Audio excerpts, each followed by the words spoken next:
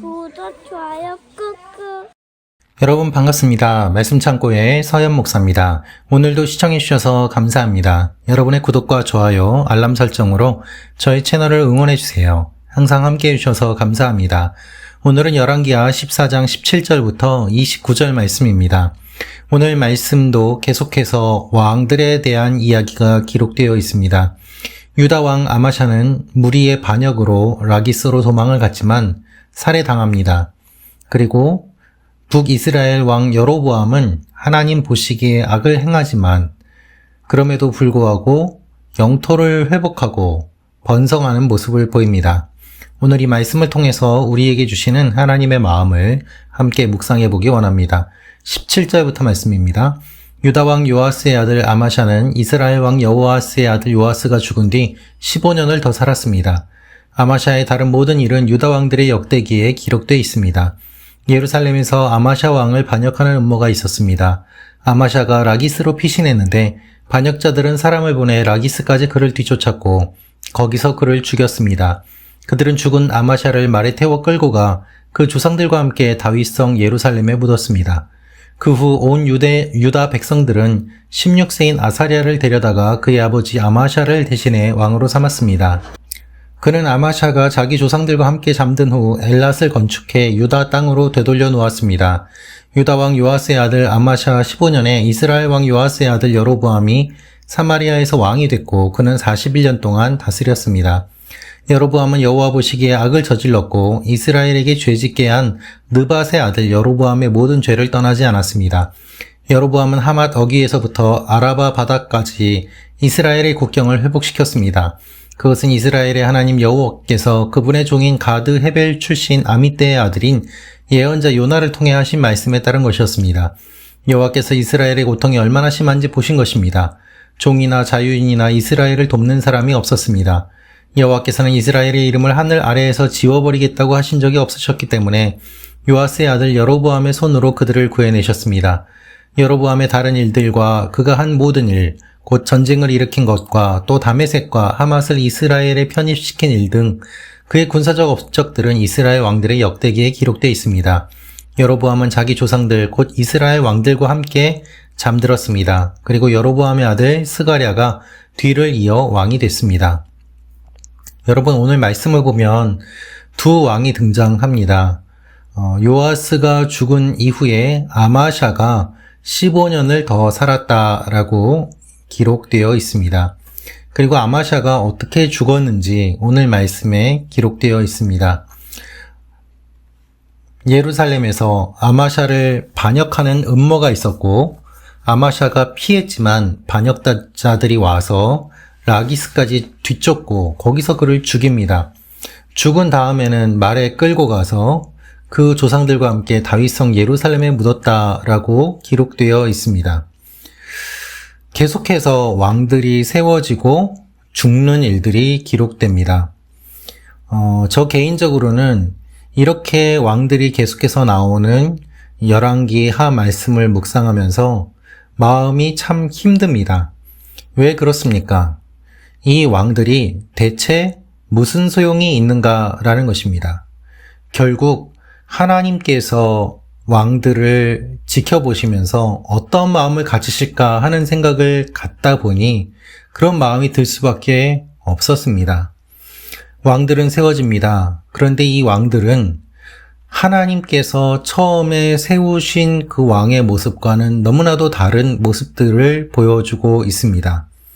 정치적으로, 인간적인 생각들로 자신의 욕심에 따라서 온갖 권모술수로 왕이 세워지고 또한 왕이 죽습니다. 권력을 가진 왕이 되면 무엇 하겠습니까?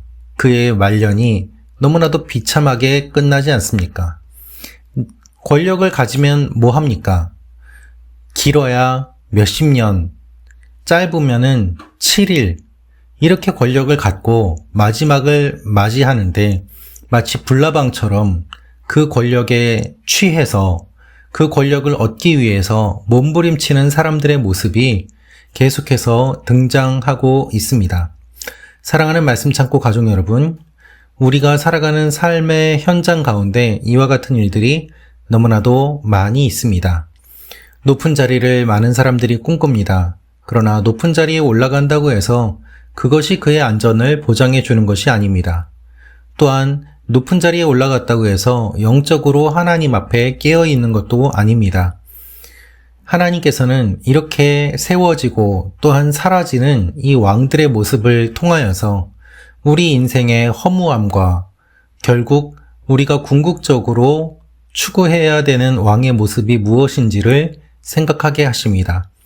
하나님께서 다윗 왕조를 세우겠다고 약속하신 그 의미는 다윗을 사랑하셔서 말씀하신 것이기도 하지만 궁극적으로는 다윗의 후손인 예수 그리스도께서 왕으로 우리를 다스리시는 것에 대한 메시지였습니다. 그 약속이었습니다. 여러분, 이 땅의 모든 왕들은 완전하지 않습니다.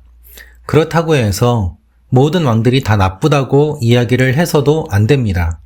왕들 가운데 선한 왕도 있고 하나님께 쓰임받는 왕도 있었기 때문입니다.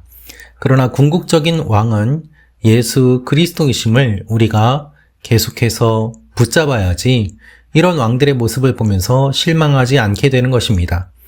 우리가 살아가면서도 역시 마찬가지입니다. 우리의 눈에 보이는 많은 권력자들이 있습니다. 회사에서 높은 지위에 있는 리더들이 있습니다. 우리가 속해 있는 그룹의 리더들이 있습니다. 그리고 이 나라의 리더들이 있습니다. 그들이 보이는 추악한 모습들이 우리 눈에는 너무나도 잘 보입니다. 그러나 실망해서는 안 되는 이유는 무엇인가 하면 그들이 전부가 아니라 하나님께서 우리에게 주시는 진정한 리더이신 예수 그리스도의 모형이, 그 약속이 우리에게 있기 때문에 우리는 낙심하지 않고 이 땅의 리더들에게 실망을 하더라도 끝까지 소망을 품고 하루하루를 살아가야 하는 것입니다. 오늘 말씀을 보면 우리가 혼란스러워 할 만한 내용이 또한 기록되어 있습니다. 어떠한 내용일까요? 23절부터 말씀에 이렇게 기록되어 있습니다. 유다왕 요아스의 아들 아마샤 15년에 이스라엘 왕 요아스의 아들 여로보암이 사마리아에서 왕이 됐고 그는 41년 동안 다스렸습니다. 이제 여로보암의 이야기가 나오게 됩니다. 그런데 여로보암은 하나님 보시기에 악을 행하였다라고 기록되어 있습니다. 하나님 보시기에 악을 행한 그가 어떠한 일을 하였을까요? 25절부터 말씀을 보면 이스라엘의 국경을 회복시켰다라고 되어 있습니다. 하나님께서 이스라엘의 고통이 얼마나 심한지를 보시고 그것이 회복되도록 여로보암 2세를 사용하셨다라는 말씀입니다.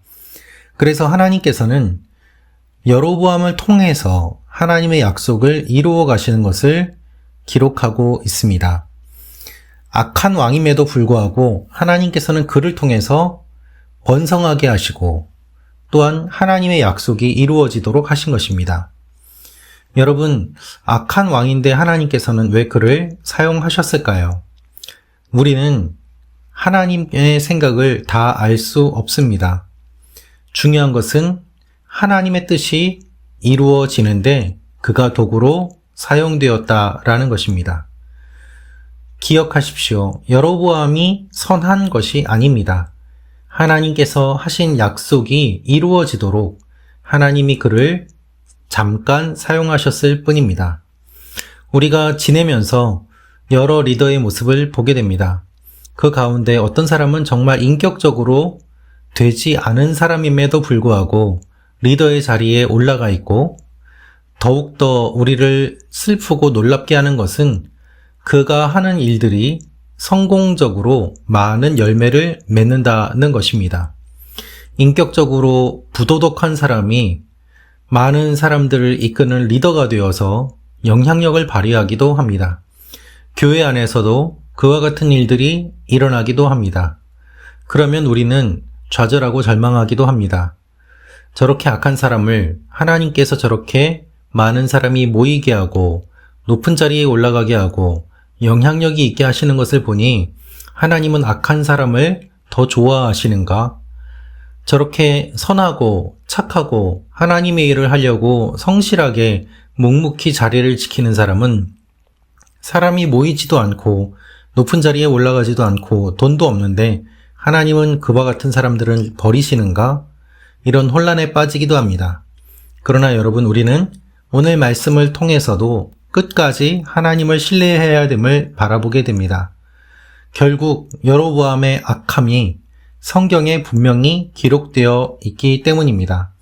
하나님께서 여로보암을 사용하셨지만 결국 여로보암 또한 악한 왕이었습니다. 그리고 하나님께서는 그것을 잊지 않고 분명히 기록하게 하십니다. 하나님께서 부족한 자와 악인들도 사용하시는 놀라운 분이심을 우리는 기억해야만 합니다. 단지 하나님께서 사용하셨기 때문에 그 악인들이 정당하다라고 말해서는 안 되는 것이죠. 세상의 기준으로 우리가 보는가, 하나님의 기준으로 보는가, 좁은 시각으로 보는가, 넓은 하늘의 시각으로 보는가, 우리의 눈을 열어주시고 마음을 열어주시고 하나님의 뜻을 알려주시도록 우리는 기도해야 하는 것입니다. 악한 지도자가 다스리는 나라도 부국 강병을 이룰 수 있습니다. 악한 사장이 경영하는 회사도 번창할 수 있습니다. 악한 목회자가 사역하는 교회도 많은 사람이 모이기도 합니다. 그러나 결과가 좋다고 이들이 악한 모든 것들이 정당화되는 것은 아닌 것이죠. 결국 하나님은 기억하시고 그 악행들을 갚아주시고 대가를 치르게 하시기 때문입니다. 하나님께서는 그와 같은 일들을 이루어 가시는 분이십니다. 계속되는 반역이 일어나고 왕들은 바뀌지만 하나님께서는 그럼에도 불구하고 악한 사람들에게도 은혜를 주셔서 돌이키고 하나님께로 다시 한번 나아올 수 있는 은혜를 베풀어 주십니다. 이 은혜를 베풀어 주시는 것을 기억하며 하나님의 은혜가 잘못되었다고 말하는 것이 아니라 그 은혜를 악용하는 사람들이 잘못되었다고 말하며 바르게 분별하며 나아가는 여러분과 제가 되기를 원합니다. 기도하겠습니다. 아버지 하나님, 우리의 삶 가운데 일어나는 많은 문제들과 또한 역설적인 일들 가운데서도 우리가 하나님의 뜻을 잊지 않고 바라보며 나아가는 하나님의 사람들이 되게 하여 주옵소서. 예수님의 이름으로 기도합니다. 아멘.